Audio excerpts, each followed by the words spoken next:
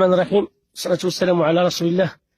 الآن نحن في مقبرة با عبد الله الفوقاني.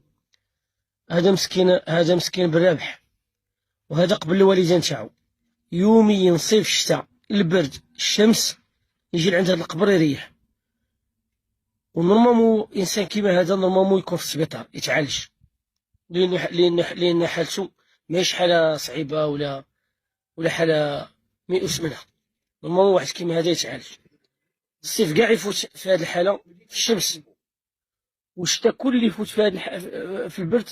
ودي فوا نجي نلقاوه هنايا راكد على بايل على روحو وراكد في البرد، وطلع عليه لاكريز في الشتا بالبرد. وهذا قبل الوالدين تاعو، وهذه الحالة بانت فيه غير من نهار اللي شوفت الوالدين تاعو. بانت فيه هذه الحالة مسكين. وهذا نورمالمون السلطات المعنية هي اللي تقوم بهذه الحالة نتاعو.